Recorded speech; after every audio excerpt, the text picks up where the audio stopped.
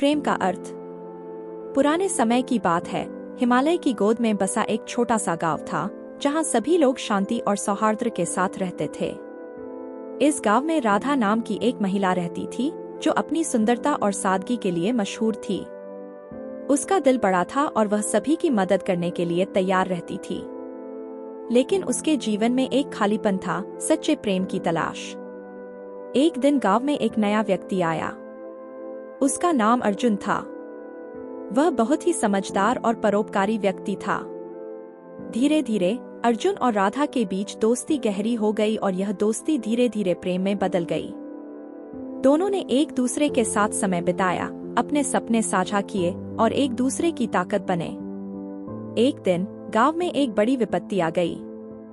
एक भयंकर तूफान ने गांव को तहस-नहस कर दिया।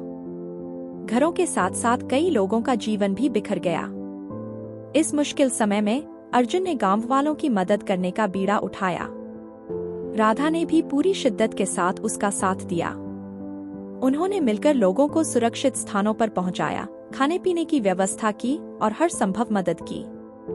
इस कठिनाई के दौरान राधा ने अर्जुन की मदद करने के तरीके को देखा और समझा कि सच्चे प्रेम का अर्थ केवल अपने साथी के साथ खुश रहना नहीं है, बल्कि दूसरों की भलाई के लिए अपना सब कुछ न्योछावर कर देना भी है। अर्जुन के समर्पण और निस्वार्थ सेवा को देखकर राधा का प्रेम और भी गहरा हो गया। तूफान के बाद गांव के लोग अर्जुन और राधा की तारीफ करने लगे। उन्होंने कहा कि यह दोनों ही सच्चे नायकों की तरह हैं, जिन्होंने अपने प्रेम को सेवा में बदल दिया। एक दिन जब सब कुछ सामान्य हो गया, अर्जुन ने राधा से कहा, राधा, सच्चे प्रेम का अर्थ यह नहीं है कि हम केवल एक दूसरे के लिए जिएं, बल्कि यह है कि हम एक साथ मिलकर सभी के लिए जिएं। राधा ने मुस्कुराते हुए कहा, हाँ अर्जुन, सच्चा प्रेम वही है जो दूसरों की भलाई में अपनी खुशी ढूंढता है।